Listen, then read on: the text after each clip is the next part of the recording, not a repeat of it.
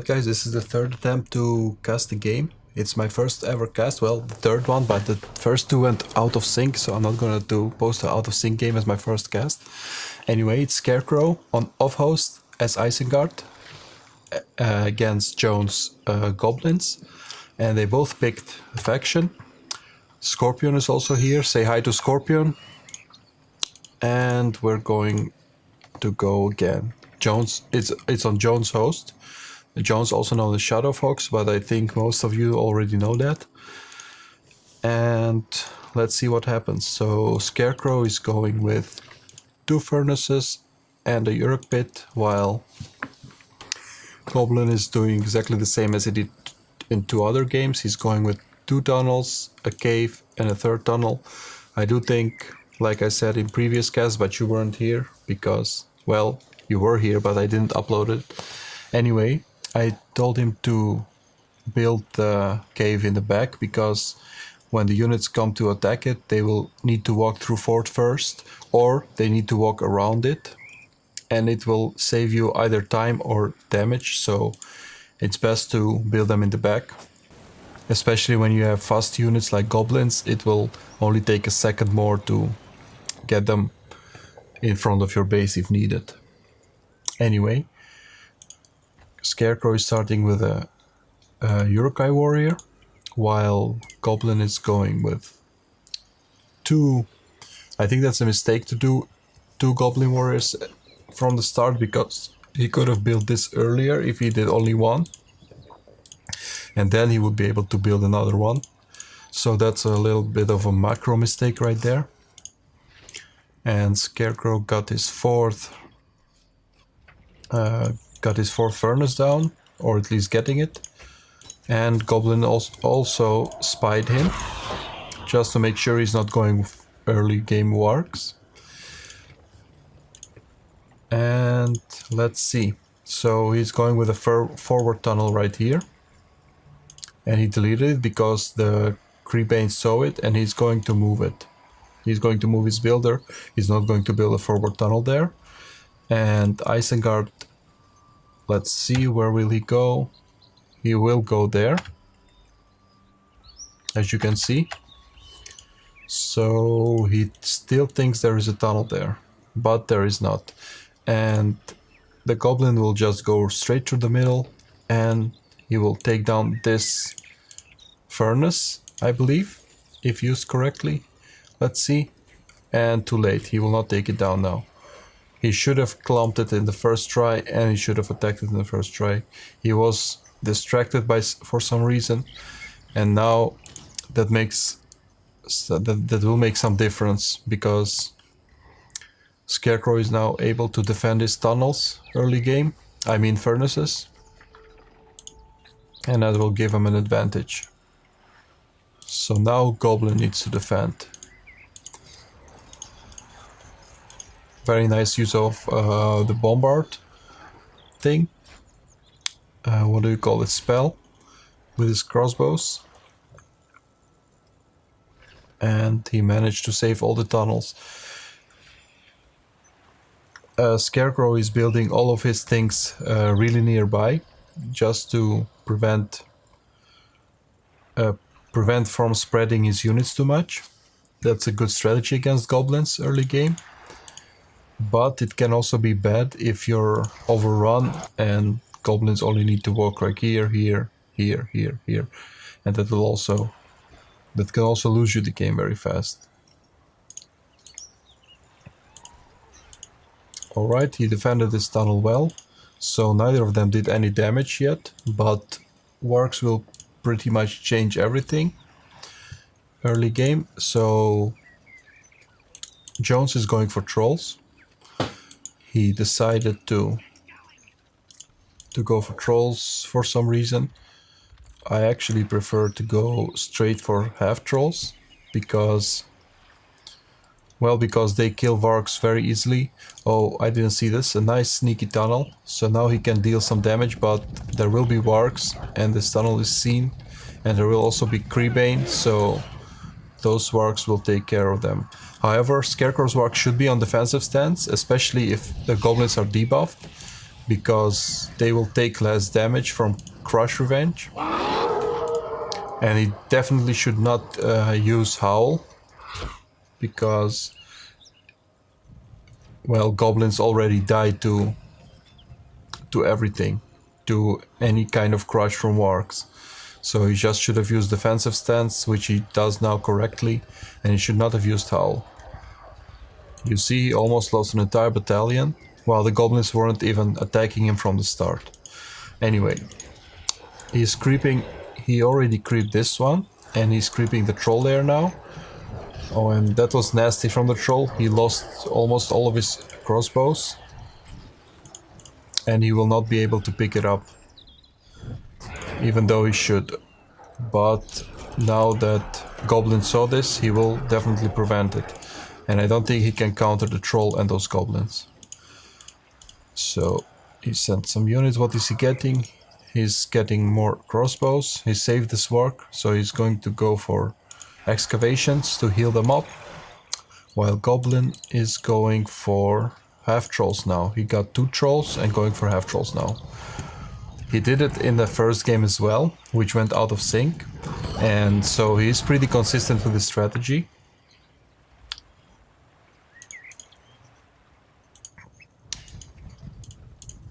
And once again on aggressive stance against goblins, bad idea.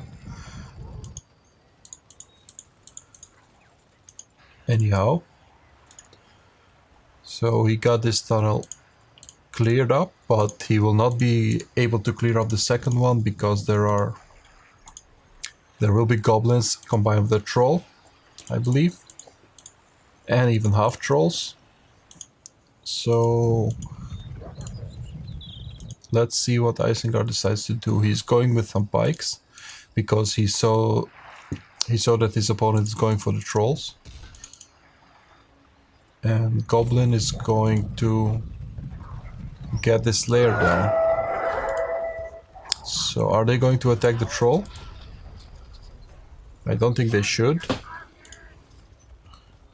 And I don't know why he used the howl. Maybe he wanted to attack the troll, but that didn't work out very well for him. And I think it's a pretty even game, considering that Isengard will get more advantage later on.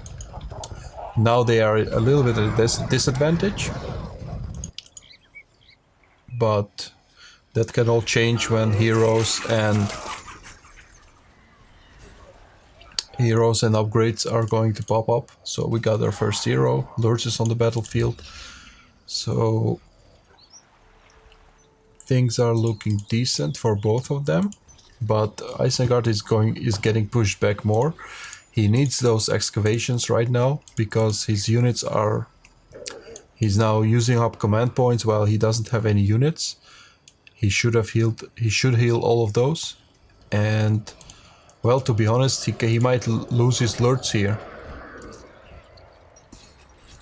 If that troll... Actually, yes, he will now lose his lurts if this troll decides to go for him. Yes, he saw that and he's running away. Very good move. While Goblin is also spamming half trolls and... Oh, nice micro by Lords. He killed the half troll. He should be on defensive stance though, because goblins, like I said, die to everything in one hit. Except maybe orcs. Anyway, pretty well defended, but he lost a lot of units. But he finally got those excavations going, so now he can heal up all of those half-dead battalions and it will all be good. If he gets time, that is. Because the goblin is getting more and more mob control and he's spamming the necessary units. So what Isengard should try and do is to actually make the goblin fight his army, because goblins are a little bit at a disadvantage when fighting a large army, especially where there's a lot of crossbows and you don't have any cavalry. So that's what Scarecrow should try and do. He is upgrading his work bit to make it more durable and to make get works faster. It's a pretty good investment. I always forget to do that. And that sometimes, well, most of the times cost me my resource production buildings. So I need to actually learn from this. Very good. Anyway. So from what I'm seeing now, Isengard is lacking very much the attack. He doesn't have much in the attack department, and all of his attacks are being countered. Well, not countered, repelled.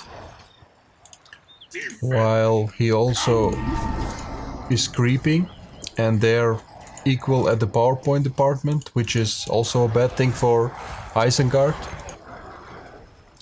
And to be honest, I think this game is over. Well, it might not be over right now, unless Scarecrow gives up, but I think this damage is not repairable. There's also a shield up on the battlefield, and so now the only things that will save Scarecrow is a mistake, a huge mistake by the Goblin player, which I believe he played this game very well so far. So pretty good. He's taking down the level 2 furnace, and Scarecrow is losing a lot of economy fast, and there is nothing he can attack with at the moment. He needs all these units to defend.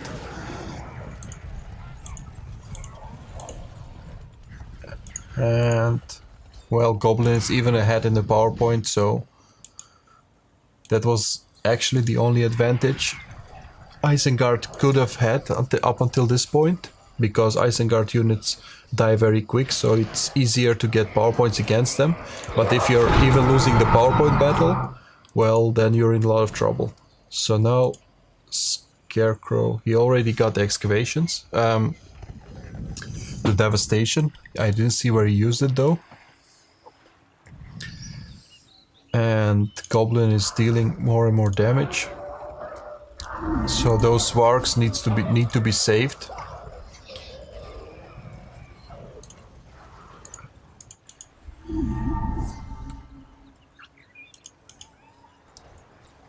Because they're very important to the Goblin defense, and he should now spam crossbows, urukais, and wargs. Well, actually he has enough wargs. Crossbows and urukais would be good. So it doesn't look very well for Scarecrow, because Goblin is attacking from all sides, and Scarecrow doesn't have anywhere to build anymore.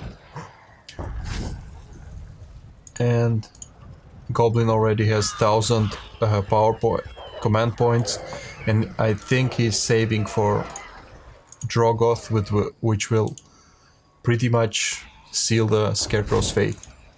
He did lose Cr0w, however, so that's a good pickup by Scarecrow, but well, his whole economy and everything rests on those two things.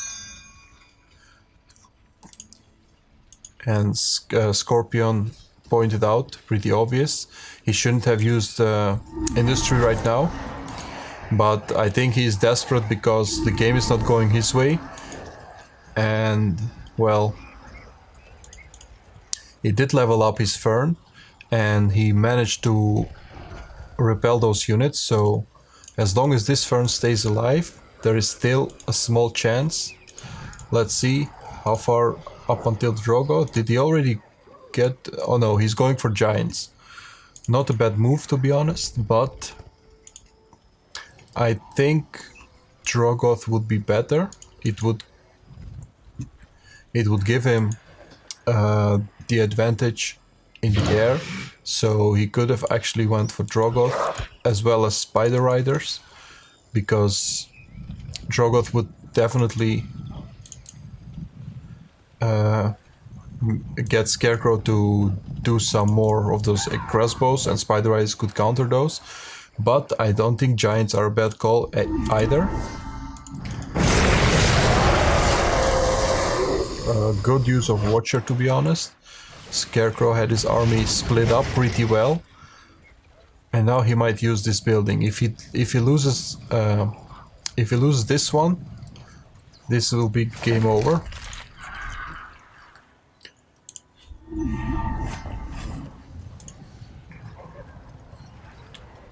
But I don't see how Scarecrow is going to get back into this game anyway.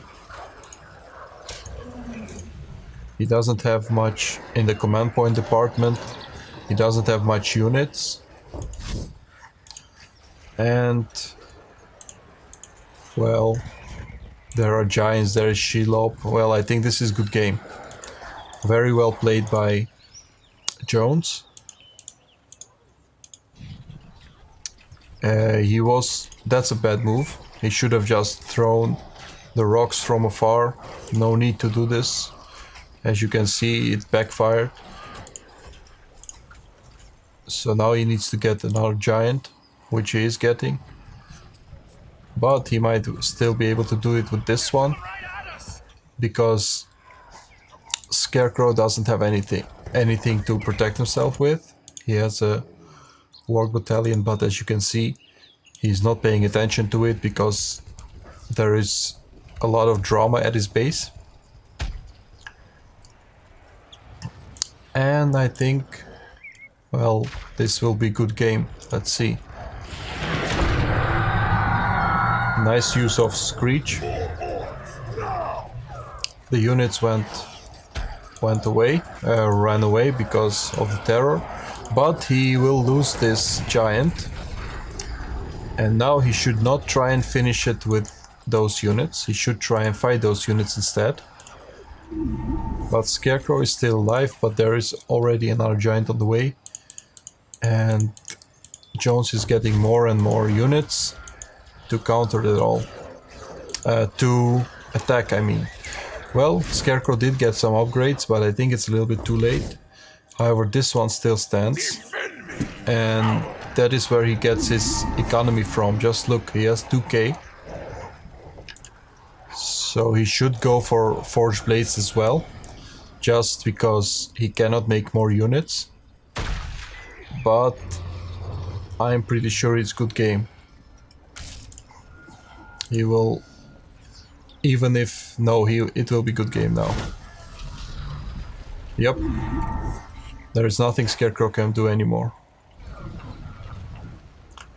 Well played by Goblin. He did have the matchup advantage and he was on host. So let's see what happens in the second.